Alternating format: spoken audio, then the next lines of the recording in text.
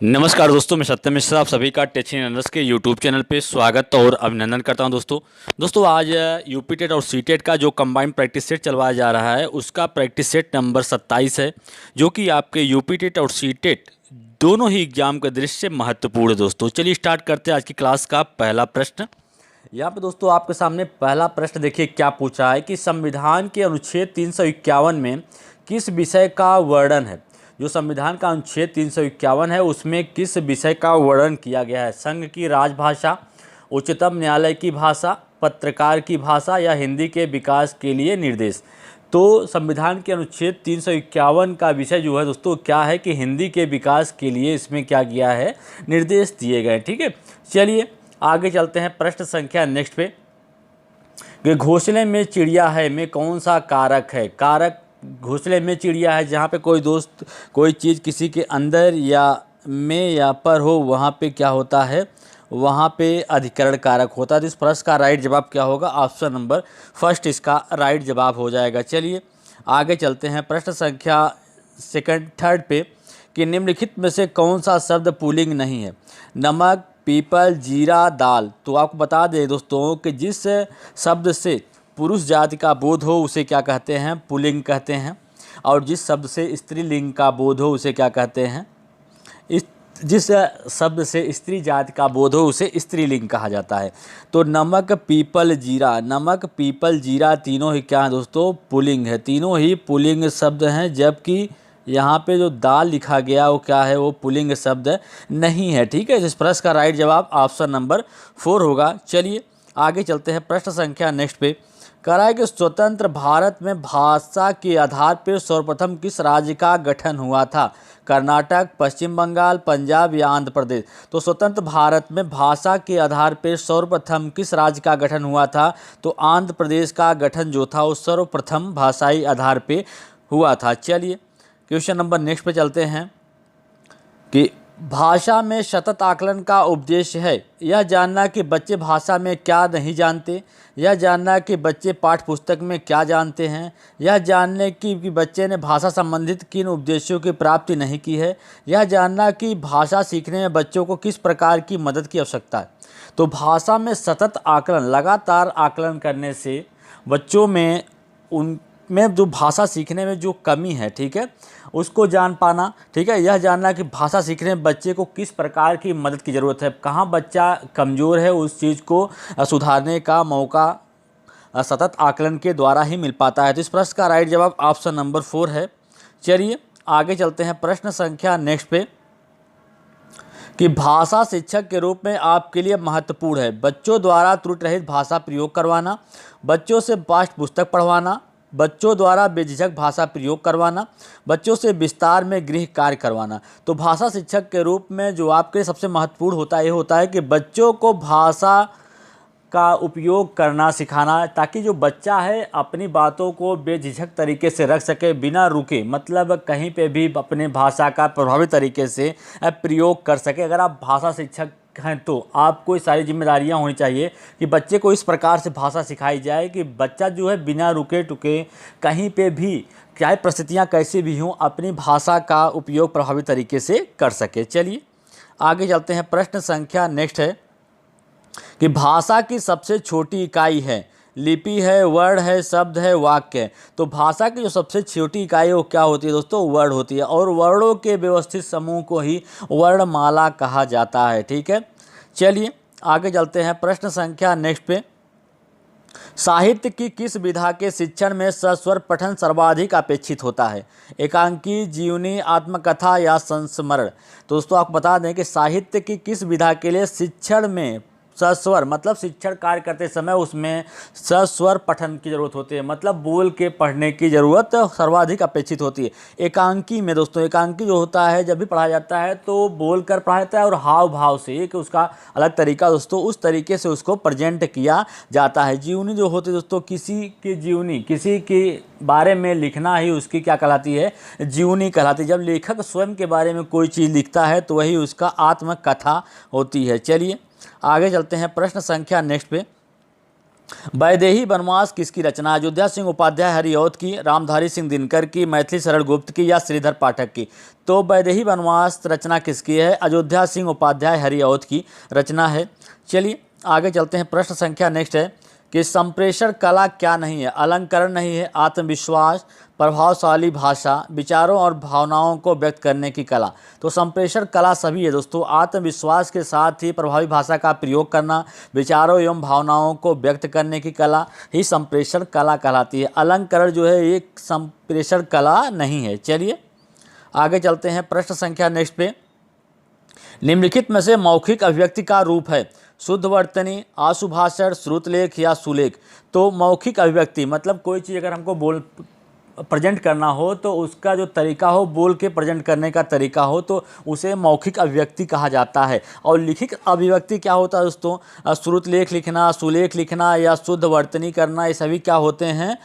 लिखित अभिव्यक्ति होते हैं। जबकि आशुभाषण क्या होता है? एक प्रकार की मौखिक अभिव्यक्ति के अंतर्गत आता है। चलिए आगे चलते हैं। प्रश्न संख्या नेक्स्ट पे कि निम्नलिखित में से संयुक्त व्यंजक कौन सा है? दोस्तों संयुक्त व्यंजक कौन से होते हैं? छत्रज्ञ जो होता है दोस्तों आपका क्या होता है? वो संयुक्त व्यंजक होता है। तो इसमें पूछ रहा है, जबकि आपका छत्रज्ञ ये सभी क्या हैं? संयुक्त व्यंजक हैं।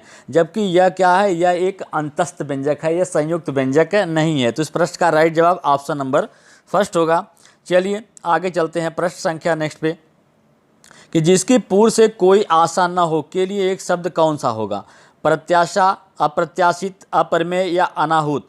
तो जिसकी पूर्व से कोई आशा न हो उसके लिए एक शब्द होता है अप्रत्याशित। इस प्रश्न का राइट जवाब ऑप्शन नंबर सेकंड होगा। और जिसकी पूर्व से आशा हो उसे क्या कहते हैं? प्रत्याशा कहते हैं। और जिसको मापा न जा सके उसे क्या कहते हैं? अपरमेय कहा जाता है। और जिसको बुलाया न गया हो उसे अनाहूत कहा जाता है। चलिए आगे चलते हैं। प्रश्न संख्या नेक्स्ट पे, स्वच्छंद में कौन सी संधि है? विसर्ग संधि, दीर्घ संधि, गुण संधि या व्यंजक संधि? तो स्वच्छंद में दोस्तों जब इसका हम संधि विच्छेद करेंगे तो यहाँ पाते हैं कि स्व प्लस छंद, इसका छंद विच्छेद होता है। ठीक है, तो यहाँ पे दोस्तों आप देख सकते हैं कि यहाँ पे क्या है? व्यंजन संधि। क्योंकि व्यंजन के बाद अगर व्यंजन आ जाए या व्यंजन के बाद स्वर आता है तो वहाँ पे क्या हो जाता है? व्यंजन संधि होती है। तो इस प्रश्न का राइट जवाब ऑप्शन नंबर 4 होगा।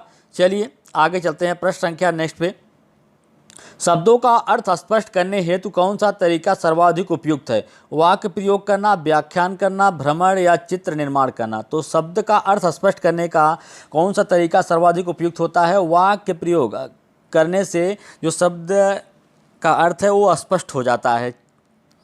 चलिए दोस्तों अब यहाँ से कुछ महत्वपूर्ण प्रश्न दोस्तों ईवीएस के हैं।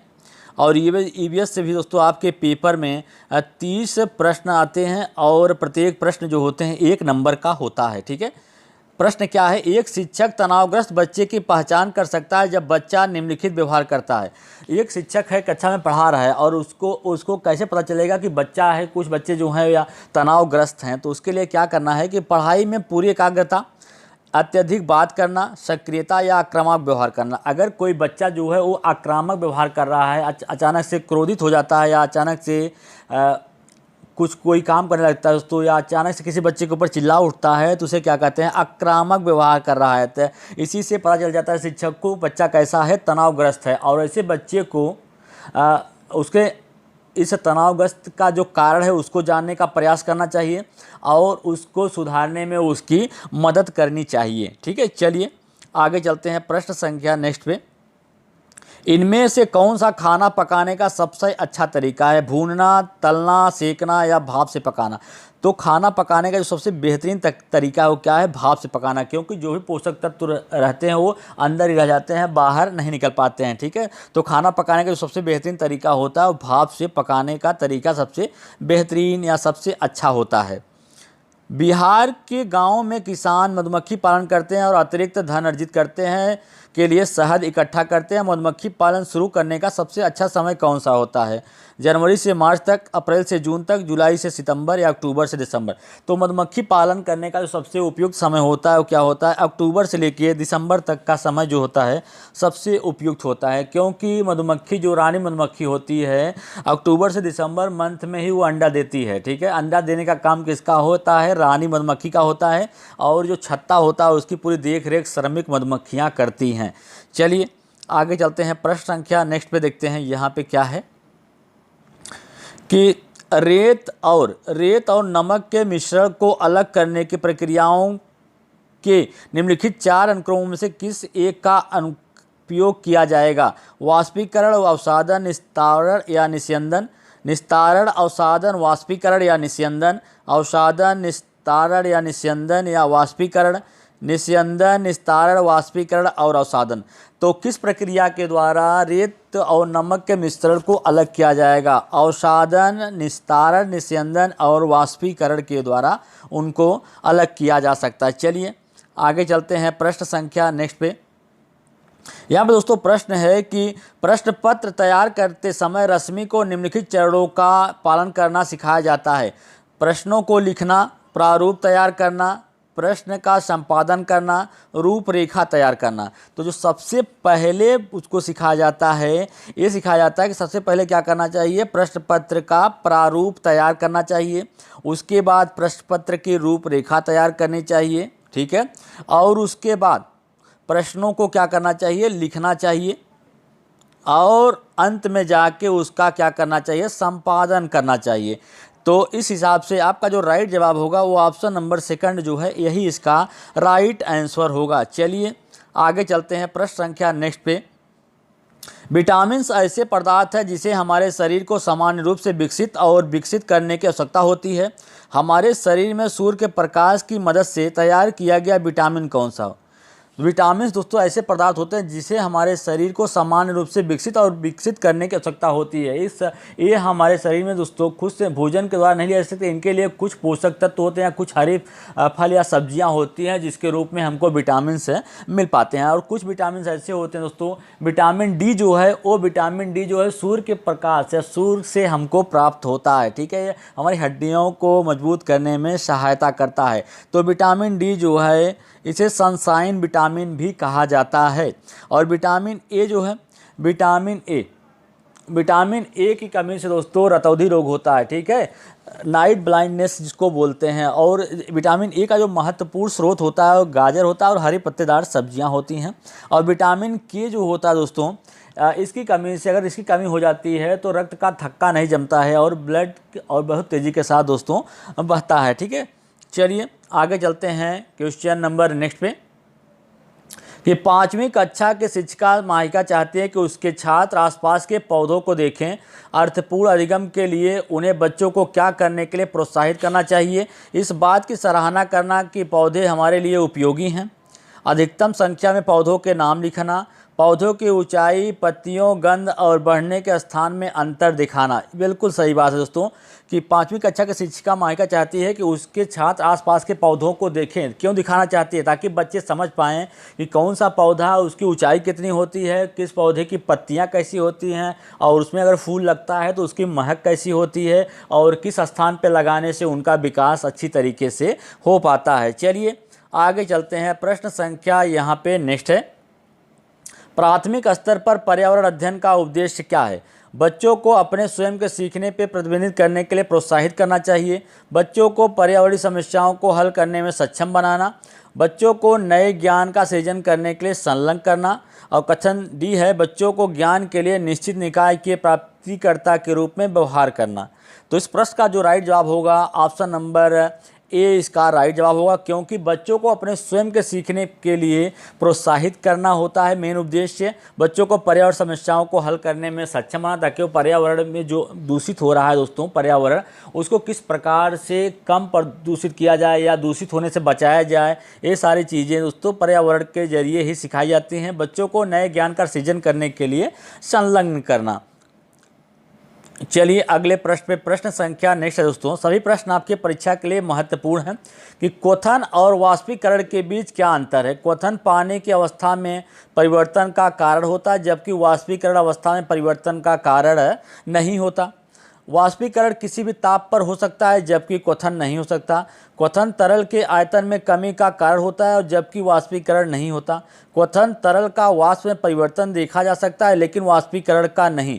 तो आपको बता दें दोस्तों, क्वथन जो होता है, क्वथन किसी भी ताप पे नहीं होता। क्वथन जो होता है सिर्फ 100 डिग्री सेल्सियस ताप पर होता है और वाष्पीकरण जो होता है किसी तापमान पर हो सकता है। इसलिए इस ऑप्शन नंबर सेकंड इसका राइट जवाब होगा कि वाष्पीकरण किसी भी ताप पर संपन्न हो सकता है, जबकि क्वथन जो होता है वो 100 डिग्री सेल्सियस तापमान पर ही क्या होता है। चलिए आगे चलते हैं, प्रश्न संख्या नेक्स्ट देखते हैं कि यदि हम पक्षियों को देखते हैं तो हम पाते हैं कि अधिकांश पक्षी अक्सर अपनी गर्दन हिलाते हैं। इसका कारण क्या है? उनके कान ढके होते हैं और वे उड़ नहीं सकते। पक्षियों की 2 आँखें होती हैं, उनकी आँखें एक समय में 2 अलग अलग वस्तुओं पर ध्यान केंद्रित कर सकती हैं। अधिकांश पक्षियों में आँखें स्थिर होती हैं और हिल नहीं सकती। दोस्तों इसका सबसे मेन कारण ये होता है कि अधिकांश पक्षी जो होते हैं अपनी गर्दन को हिलाते रहते हैं। इसका मेन रीज़न ये होता है कि पक्षियों की आंखें होती हैं, उनकी पुतली होती है, घूम नहीं सकती या स्थिर होती है। कहने का मतलब है कि वो स्थिर होती है। इस कारण वस्तुओं को देखने के लिए पक्षी क्या करते हैं, अपने गर्दन को इधर उधर हिलाते रहते हैं। तो इस प्रश्न का राइट जवाब ऑप्शन नंबर 4 होगा। चलिए आगे चलते हैं क्वेश्चन नंबर नेक्स्ट पे कि रीना को आम पसंद है, वह इन्हें सर्दियों हेतु संरक्षित करना चाहती है। निम्नलिखित में से कौन सा उन्हें संरक्षित करने का एक बेहतर उपाय है?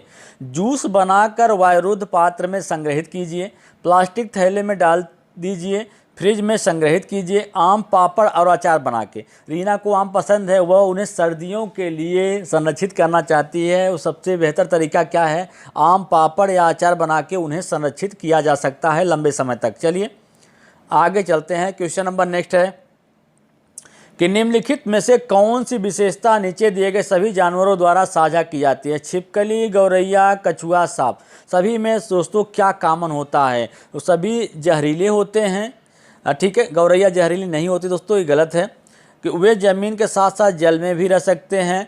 कुछ दोस्तों जीव जैसे हैं, सांप है, आपका कछुआ है तो जल में रहता है, लेकिन छिपकली, गौरैया जल में नहीं रहते हैं, तो ये भी गलत हो गया। उनके शरीर पपड़ी से ढके होते हैं। पपड़ी से सिर्फ कछुआ का शरीर ढका होता है, बाकी और किसी का नहीं। ठीक है, वे अंडे देते हैं। इस प्रश्न का राइट जवाब क्या है? ऑप्शन नंबर 4 होगा। चलिए आगे चलते हैं, प्रश्न संख्या नेक्स्ट पे। प्रकाश संश्लेषण के दौरान निम्नलिखित में से क्या हरे पौधे द्वारा अवशोषित किया जाता है? जब प्रकाश संश्लेषण क्रिया होती है, प्रकाश संश्लेषण क्रिया होती है जिसमें दोस्तों पौधे जो होते हैं अपने भोजन का निर्माण करते हैं।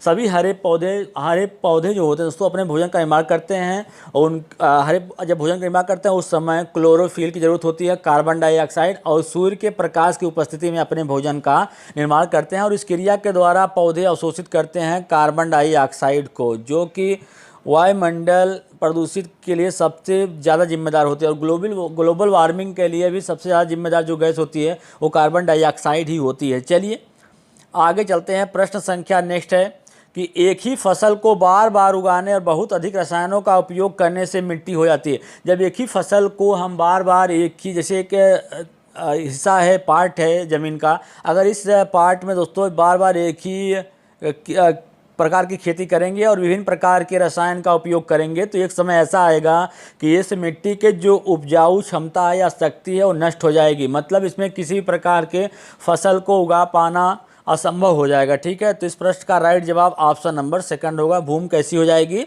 बंजर हो जाएगी। चलिए आगे चलते हैं, प्रश्न संख्या नेक्स्ट है, तरुण भारत संघ नामक समूह किससे संबंधित है? पुरानी झीलों का पुनर्निर्माण से, अधिगम में विशेष रूप से सक्षम बच्चों की मदद करना, स्कूल में पका हुआ मध्याह्न भोजन उपलब्ध कराना, या EWS से संबंधित बच्चों के लिए मुफ्त कोचिंग कक्षाएं चलाना। तो तरुण भारत संघ नामक जो संस्था है दोस्तों, इसका मेन काम है वनों की रक्षा करना, इसके अलावा जल संरक्षण के लिए भी महत्वपूर्ण भूमिका निभाना। तो पुराने झीलों का पुनर्निर्माण करना इससे संबंधित है। ठीक है, चलिए आगे चलते हैं, प्रश्न संख्या नेक्स्ट पे कि निम्नलिखित में से मच्छरों के द्वारा होने वाले रोगों का एक समूह का चयन कीजिए। मच्छरों से होने वाले रोगों का एक समूह दोस्तों इसमें दिया गया जो आपको चूज करना है। मलेरिया, डेंगू, हैजा, मलेरिया, चिकनगुनिया, आंत ज्वर, डेंगू, मलेरिया, चिकनगुनिया, मलेरिया, हैजा, आंत ज्वर। तो मच्छरों के द्वारा फैलने वाली जो बीमारी है क्या दोस्तों? डेंगू, मलेरिया और चिकनगुनिया, ये तीनों ही क्या हैं? मच्छरों के द्वारा फैलने वाली बीमारियां हैं। चलिए आगे चलते हैं, प्रश्न संख्या नेक्स्ट पे। मधुबनी चित्रकला बनाने के लिए कलाकार उपयोग करते हैं। मधुबनी चित्रकला दोस्तों इसको बनाने के लिए जो कलाकार हैं किसका उपयोग करते हैं? विशेष रूप से बनाए गए पोस्टर रंग का, बहुत अच्छी गुणवत्ता के फाइबर रंग का चांदी और सोने को घोलकर बनाया गया रंग, चावल के पाउडर का रंगीन घोल। तो मधुबनी चित्रकला दोस्तों जो बिहार राज्य की फेमस चित्रकला है, इसको बनाने के लिए वहाँ के लोग जो हैं वो चावल के पाउडर का रंगीन घोल का इस्तेमाल करते हैं। इससे जो दीवार होती है, दीवारों पे विभिन्न प्रकार के रंगीन चित्र बनाए जाते हैं, जानवर के, पेड़ पौधे के। ठीक है, तो इस प्रश्न का राइट जवाब ऑप्शन नंबर 4 है। चलिए आगे चलते हैं क्वेश्चन नंबर नेक्स्ट पे। ओजोन की अधिकतम सांद्रता निम्नलिखित में से किसमें पाई जाती है? क्षोभ मंडल पे, मध्य मंडल, समताप मंडल या ब्रह्ममंडल वायुमंडल। तो ओजोन परत की सबसे अधिक सांद्रता जो होती है किस पे पाई जाती है? समताप मंडल पे पाई जाती है। और क्षोभ मंडल जो होता है दोस्तों पृथ्वी तल के सबसे नज़दीक पाया जाता है। और समताप मंडल पे ही ओजोन परत पाई जाती है, जो सूर्य के प्रकाश से आने वाली पराबैंगनी किरणों को पृथ्वी के सतह पर आने से रोकती है।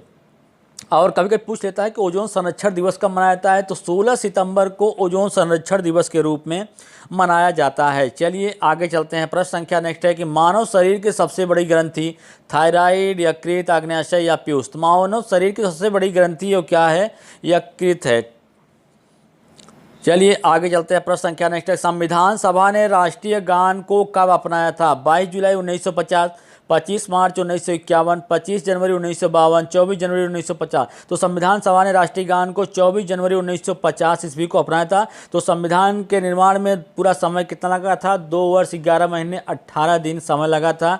और संविधान सभा के प्रारूप समिति के जो अध्यक्ष थे दोस्तों डॉक्टर भीमराव अम्बेडकर थे। चलिए आगे चलते हैं। प्रश्न संख्या नेक्स्ट पे कि भारत में तिब्बत की सांगपो नदी को क्या कहा जाता है? गंगा, यमुना, ब्रह्मपुत्र या सिंधु। तो भारत में तिब्बत के सांगपो नदी को क्या कहते हैं? ब्रह्मपुत्र के नाम से जाना जाता है। चलिए आगे चलते हैं। प्रश्न संख्या नेक्स्ट पे, पृथ्वी के सबसे निकटतम वायुमंडल परत कौन सी है? मध्य मंडल व जल मंडल, क्षोभ मंडल या मंडल। तो पृथ्वी तल के सबसे निकटतम वायुमंडलीय परत जो होती है उसे क्या कहते हैं? क्षोभ मंडल होती है। और पृथ्वी तल के सबसे नज़दीक होने के कारण जब पृथ्वी का तापमान बढ़ जाता है, अर्थात जब ग्लोबल वार्मिंग की घटना घटती है, तो वही सतह जो होती है सबसे ज़्यादा गर्म होती है। चलिए आगे चलते हैं। प्रश्न संख्या नेक्स्ट पे कि कोशिका के भीतर समानतः किस प्रकार का डीएनए पाया जाता है? ए डीएनए, बी डीएनए, सी डीएनए या जेड डीएनए। तो कोशिका के भीतर डीएनए की अणु की खोज क्रिक तथा वाटसन के द्वारा किया गया था। यही जो अणु की खोज की गई थी डीएनए, यही बाद में क्या कहलाए? बी डीएनए के नाम से कहलाए। ठीक है, तो कोशिका के भीतर समान रूप से बी डीएनए पाया जाता है। इस प्रश्न का राइट जवाब ऑप्शन नंबर 2 है दोस्तों। चलिए आगे चलते हैं। प्रश्न संख्या नेक्स्ट पे, अंतर्राष्ट्रीय ओजोन दिवस कब मनाया जाता है? 16 सितंबर, 7 सितंबर, 30 मार्च, 22 अप्रैल को। तो ओजोन संरक्षण दिवस जो है अंतर्राष्ट्रीय ओजोन दिवस कब मनाया जाता है? 16 सितंबर को ये दिवस मनाया जाता है और 22 अप्रैल को पृथ्वी दिवस के रूप में सेलिब्रेट किया जाता है। चलिए आगे चलते हैं क्वेश्चन नंबर नेक्स्ट पे कि निम्नलिखित में से कौन सी मृदा लावा से बनती है? लाल मृदा, काली मृदा, जलोढ़ मृदा या लैटराइट मृदा।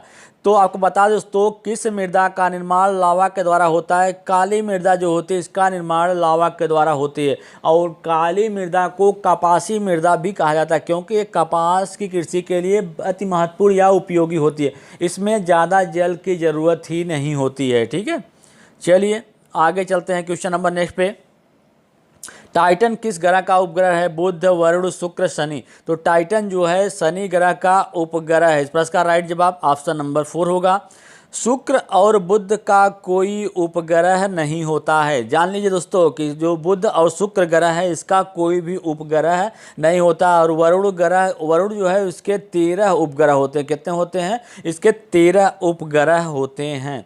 चलिए प्रश्न संख्या नेक्स्ट पे चलते हैं दोस्तों कि वायु दाब मापने के लिए कौन सा उपकरण प्रयोग किया जाता है? बैरोमीटर, थर्मामीटर, सिस्मोग्राफ या आर्द्रता मापी। तो वायु दाब मापने के लिए बैरोमीटर का उपयोग करते हैं और तापमान मापने के लिए थर्मामीटर, और भूकंप की तीव्रता मापने के लिए सिस्मोग्राफ। ठीक है, और आर्द्रता मापी जो होता है दोस्तों। चलिए आगे चलते हैं। प्रश्न संख्या नेक्स्ट है कि दूषित जल से होने वाली बीमारियों का समूह बताना है। मलेरिया, डेंगू, चिकनगुनिया, दिमागी बुखार, पेचिस, टाइफाइड, पीलिया, हैजा, मेनीमाता, निमोनिया, अस्थमा या फ्लू, फ्लेग, निमोनिया, कुष्ठ या क्षय रोग। तो दूषित जल पीने से कौन सी बीमारियां होती हैं? पेचिस, टाइफाइड, पीलिया और हैजा क्या होते हैं? दूषित जल पीने से होने वाली बीमारियां होती हैं, इसलिए आपको दूषित जल पीने से बचना चाहिए। ठीक है, चलिए आगे चलते हैं प्रश्न संख्या नेक्स्ट पे। ईवीएस में शैक्षिक भ्रमण का मूल उद्देश्य क्या है? बच्चों की ऊर्जा का विकास करना, छात्रों को हस्त गतिविधि आधारित अनुभव उपलब्ध कराना, सामाजिकरण को बढ़ावा देना, टीम भावना को बढ़ावा देना। ईवीएस शैक्षिक भ्रमण जो होता है दोस्तों का मूल उद्देश्य होता है कि छात्रों को हस्तप्रक गतिविधियों में शामिल करना या उसमें शामिल करके उनको अनुभव प्राप्त करना। अगर कोई बच्चा है अपने हाथ से या अपने स्वयं से कोई चीज़ करेगा तो उसमें आत्मनिर्भरता की भी भावना का विकास होता है और उसके जो अनुभव होते हैं दोस्तों हस्तप्रक गतिविधि से उसको अनुभव भी ज़्यादा होता है। ठीक है, चलिए आगे चलते हैं प्रश्न संख्या नेक्स्ट पे। निम्नलिखित में से कौन सा कारक एक स्वस्थ व्यक्ति के लिए आवश्यक है? टीका, संतुलित आहार, व्यक्तिगत स्वच्छता, उपरोक्त सभी। तो निम्नलिखित में से कौन सा एक कारक स्वस्थ व्यक्ति के लिए आवश्यक है? तो टीका, संतुलित आहार, व्यक्तिगत स्वच्छता, सभी दोस्तों क्या हैं? सभी ही महत्वपूर्ण कारक हैं किसके लिए? एक स्वस्थ व्यक्ति के लिए। चलिए आगे चलते हैं प्रश्न संख्या नेक्स्ट पे। कृत्रिम वर्षा के लिए मेघ बीजन की प्रक्रिया में बादलों में किस रसायन का छिड़काव किया जाता है? सिल्वर फ्लोराइड का, सिल्वर ब्रोमाइड का, सिल्वर क्लोराइड का, सिल्वर आयोडाइड का। तो कृत्रिम वर्षा के लिए मेघ बीजन के लिए प्रक्रिया में बादलों में किस रसायन का छिड़काव किया जाता है? सिल्वर आयोडाइड का छिड़काव किया जाता है। चलिए अगले प्रश्न पे। सूक्ष्म बर्फ किसका ठोस रूप होता है? नाइट्रोजन, हाइड्रोजन, कार्बन डाइऑक्साइड या कार्बन मोनोऑक्साइड। तो सूक्ष्म बर्फ जो होता है किसका ठोस रूप होता है? कार्बन डाइऑक्साइड का ठोस रूप होता है। इस प्रश्न का राइट जवाब ऑप्शन नंबर 3 है। चलिए आगे चलते दोस्तों। अब यहाँ से दोस्तों कुछ महत्वपूर्ण प्रश्न हैं बाल विकास के, और आपको बता दें कि बाल विकास से भी आपके प्रश्न में 30 प्रश्न आते हैं आपके पेपर में और प्रत्येक प्रश्न 1 नंबर का होता है। ठीक है, चलिए प्रश्न संख्या 1 पे। पियाजे के अनुसार विकास की एक प्रथम अवस्था में बच्चा अधिक उपयुक्त प्रकार से जिसके द्वारा सीखता है वह होती है। जब बच्चा जो होता है, पियाजे ने संज्ञानात्मक विकास के सिद्धांत को दिया था और पियाजे ने संज्ञानात्मक विकास के 4 चरण को बताया था। ठीक है, पहला चरण जो उनके द्वारा दिया गया था वो था इंद्रियगामक अवस्था, जिसे दोस्तों जिसमें क्या होती है 0 से लेकर 2 वर्ष तक के बच्चे जो होते हैं वो इंद्रियों का प्रयोग करके सीखते हैं। मतलब अपने जो इंद्रियां होती हैं दोस्तों उनके प्रयोग के द्वारा वे सीखते हैं। ठीक है, तो इस प्रश्न का जो राइट जवाब है ऑप्शन नंबर फर्स्ट हो जाएगा, क्योंकि ये अवस्था जो होती है इंद्रियों के प्रयोग के 0 से 2 वर्ष तक की अवस्था होती है। इसके अलावा भाषा के नए सीखे गए शब्दों के बोध होता है, ये होती है आपकी पूर्व संक्रियात्मक अवस्था। और मूर्त चिंतन जो होता है मूर्त संक्रियात्मक अवस्था में, और औपचारिक चिंतन जो होता है वो मूर्त चिंतन जो होता है वो औपचारिक संक्रियात्मक अवस्था होती है, जो कि 12 वर्ष के बाद की अवस्था होती है। ये सभी किसके द्वारा दिए गए थे? पियाजे के द्वारा दिए गए थे। चलिए आगे चलते हैं प्रश्न संख्या नेक्स्ट है दोस्तों। बाल मनोविज्ञान में का अध्ययन किया जाता है? बालक के जन्म से लेकर बाल्यावस्था तक का, बालक के जन्म से पूर्व गर्भावस्था से लेकर किशोरावस्था तक का, बालक के जन्म से लेकर प्रौढ़ावस्था, बालक के जन्म से लेकर युवावस्था तक। तो बाल मनोविज्ञान में बालक के जन्म से पूर्व गर्भावस्था से लेकर किशोरावस्था तक का अध्ययन बाल मनोविज्ञान में किया जाता है। चलिए आगे चलते हैं प्रश्न संख्या नेक्स्ट पे। सबसे गहन और महत्वपूर्ण सामाजिकरण होता है? सबसे गहन और महत्वपूर्ण सामाजिकरण जो होता है किस अवस्था में होता है? बाल्यावस्था में, शैशवावस्था, बाल्यावस्था, किशोरावस्था या प्रौढ़ावस्था में? तो सबसे गहन और महत्वपूर्ण सामाजिकरण जो होता है वो कब होता है? किशोरावस्था के दौरान होता है। ठीक है, और किशोरावस्था को ही स्टेनहॉल ने संघर्ष तथा तूफान की अवस्था भी कहा गया है। ठीक है, चलिए आगे चलते हैं प्रश्न संख्या नेक्स्ट पे। निम्नलिखित में से कौन आंतरिक रूप से प्रेरित बच्चों की विशेषता नहीं है? वे हमेशा सफल होते हैं, उन्हें अपना काम करने में मज़ा आता है, वे काम करते समय उच्च स्तर की ऊर्जा प्रदर्शित करते हैं, उन्हें चुनौतीपूर्ण कार्य पसंद है। तो दोस्तों आपको बता दें कि आंतरिक रूप से जो प्रेरित बच्चे होते हैं उनकी ये सभी विशेषता होती है। वे अपना काम करने में मज़ा आता है उन्हें, वे काम करते समय उच्च स्तर की ऊर्जा प्रदर्शित करते हैं या उन्हें चुनौतीपूर्ण कार्य करना पसंद होता है, जबकि वे हमेशा सफल होते हैं, ये सही बात नहीं है। ठीक है, चलिए आगे चलते हैं प्रश्न संख्या नेक्स्ट पे। एक शिक्षक द्वारा प्रतिभाशाली बालकों के उत्थान हेतु कौन सा प्रयास किया जाएगा? पढ़ाने की धीमी गति, विशिष्ट कक्षाएं व प्रोत्साहन, उन्हें दंडित करना, उन पर ध्यान नहीं देना। दोस्तों बच्चे को, सभी बच्चे, चाहे प्रतिभाशाली बच्चे हो चाहे सामान्य बच्चे हो, सभी पे शिक्षक को क्या करना चाहिए? ध्यान देना चाहिए। जबकि यहाँ पे ध्यान देने की बात नहीं की, गलत हो जाएगा। उन्हें दंडित करने की बात बिल्कुल गलत है दोस्तों। पढ़ाने की धीमी गति, एक शिक्षक द्वारा प्रतिभाशाली बच्चा है, अगर उसको हमको विकसित करना है कि और अच्छा तरीके से वो काम कर सके, तो उसके लिए विशिष्ट कक्षाएँ और उसको क्या करना चाहिए? प्रोत्साहन करने का काम करना चाहिए। इस प्रश्न का राइट जवाब ऑप्शन नंबर सेकंड है। चलिए आगे चलते हैं प्रश्न संख्या नेक्स्ट पे। कौन सा छात्रों में अधिगम कठिनाइयों का उदाहरण नहीं है? कुछ समय के लिए ध्यान दे पाना, सामान्य सीखने की प्रेरणा, संक्षिप्त संकल्पना को समझने में कठिनाई, समस्या समाधान में कमजोर। कौन सा छात्रों में अधिगम कठिनाई का उदाहरण नहीं है? ये सभी क्या है दोस्तों? कुछ समय के लिए ध्यान दे पाना, मतलब कोई बच्चा है दोस्तों सिर्फ कुछ सही समय के लिए पढ़ाई में मन लगता है, उसके बाद उसका मन पढ़ाई में नहीं लगता है, तो ये अधिगम में कठिनाई, ये कह सकते हैं कि अधिगम एक प्रकार से बाधा ही है। संक्षिप्त संकल्पना को समझने में, अगर कोई चीज़ संक्षिप्त लिखा गया, संक्षिप्त संकल्पना है, उसको समझने में उसको कठिनाई हो रही है, तो ये भी क्या है? अधिगम में उसको दिक्कत आ रही, मतलब वो सीख नहीं पा रहा है। ठीक है। समस्या समाधान में कमजोरी, किसी भी समस्या का वो समाधान खोज नहीं पाता है। ठीक है। तो ये भी क्या है? अधिगम में कठिनाई का उदाहरण है। जबकि सामान्य सीखने की, अगर उसको सामान्य सीखने की प्रेरणा है, तो ये उसके अधिगम में कठिनाई का उदाहरण नहीं है, जबकि उससे अधिगम में वृद्धि का उदाहरण है। चलिए आगे चलते हैं प्रश्न संख्या नेक्स्ट पे कि अवधारणाओं की व्यवस्थित प्रस्तुति विकास के निम्नलिखित में से किस सिद्धांत से संबंधित हो सकती है? छात्र विभिन्न दरों पर विकसित होते हैं, विकास अपेक्षाकृत व्यवस्थित है, विकास से वृद्धि होती है, विकास प्रायत्ता से स्वायत्ता की ओर बढ़ता है। तो अवधारणाओं की व्यवस्थित प्रस्तुति विकास के निम्नलिखित किस सिद्धांत से संबंधित है? विकास के प्रायत्ता से स्वायत्ता की ओर विकसित होता है। कहने का मतलब है कि जब बच्चा छोटा होता है तो वो दूसरों के ऊपर निर्भर होता है, मतलब उसके माता पिता, भाई बहन या जो भी उसके घर में हैं उनके ऊपर निर्भर होता है, तो उसके क्या बोलते हैं? प्रायत्ता बोलते हैं। और जैसे जैसे वो बड़ा होता जाता है स्वायत्ता की ओर, मतलब अपने खुद पे निर्भर होता जाता है। चलिए आगे चलते हैं प्रश्न संख्या नेक्स्ट पे।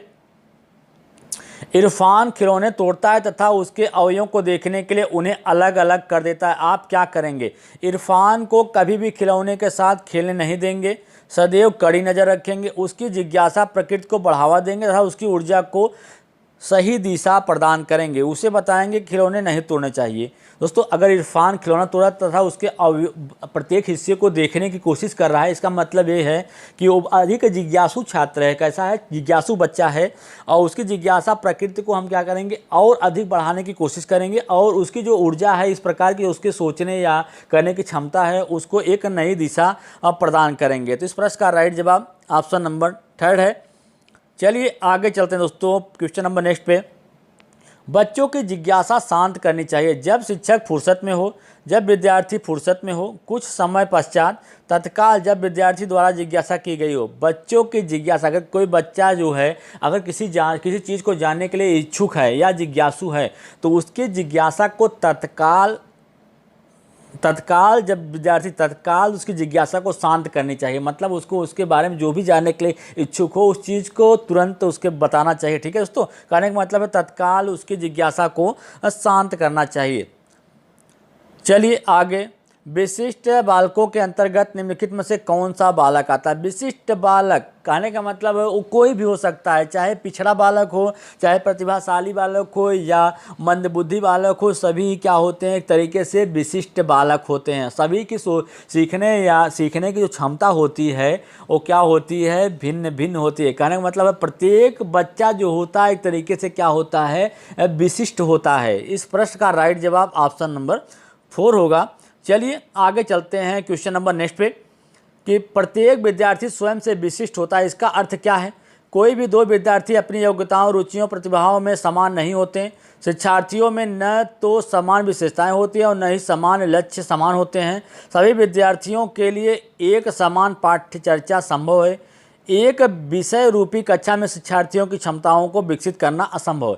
प्रत्येक विद्यार्थी क्या है? स्वयं में विशिष्ट है। कहने का मतलब है कोई दो विद्यार्थी अपनी योग्यताओं, रुचियों और प्रतिभाओं में समान नहीं होता है। तो इस प्रश्न का राइट जवाब ऑप्शन नंबर फर्स्ट है। चलिए आगे चलते हैं प्रश्न संख्या नेक्स्ट पे कि निःशक्त बालकों की शिक्षा के लिए प्रावधान किया गया है। निःशक्त बच्चों के जो शिक्षा है उसका प्रावधान किस प्रकार से किया गया है? समावेशी शिक्षा द्वारा, मुख्य धारा में डालकर, समाकलन द्वारा या उपयुक्त में से कोई नहीं। तो निःशक्त बच्चों के जो शिक्षा के लिए प्रावधान किए गए हैं वो समावेशी शिक्षा के द्वारा किया गया। इसमें सभी बच्चों का स्वागत होता है, चाहे वो कैसे भी बच्चे हों, ठीक है। सभी बच्चों का समान विद्यालय में स्वागत करना ही समावेशी शिक्षा की महत्वपूर्ण जिम्मेदारी होती है। चलिए आगे चलते हैं प्रश्न संख्या नेक्स्ट पे कि एक बच्चा जिसकी उपलब्धि 6वीं कक्षा तक अच्छी थी, 7वीं कक्षा में उसकी उपलब्धि बहुत कम होने लग गई। यह बच्चा है मंदबुद्धि है, धीमी गति से सीखने वाला है, शैक्षिक दृष्टि से पिछड़ा या मूढ़। तो यह बच्चा जो 7वीं कक्षा में उसकी उपलब्धि जो है बहुत कम होने लगी, इसका मतलब यह है कि शैक्षिक दृष्टि से क्या है, पिछड़ा है। चलिए आगे चलते हैं प्रश्न संख्या नेक्स्ट पे कि एक छात्र जो हमेशा नई नई जानकारियों के लिए स्रोतों की खोज करता है, वह शिक्षक व सहपाठियों से तर्क वितर्क करता है, होता है समस्यात्मक बालक है। वह मतलब बच्चा है नई नई चीज़ों को खोज कर रहा है, ठीक है न, तो ठीक है। तो औसत समस्यात्मक बालक है, औसत बालक है, प्रतिभाशाली या हठी बालक है। तो ऐसा बालक जो है वो क्या है, वो प्रतिभाशाली बालक है, ठीक है। प्रतिभाशाली बालक ऐसे होते हैं जो अपने निर्णय में स्वतंत्र होते हैं, और कहने का मतलब होता है कि वे नई नई चीज़ों को खोज करने की उनकी जिज्ञासा होती है और नए नए तरीक़ों से किसी चीज़ को सीखते या खोजते रहते हैं।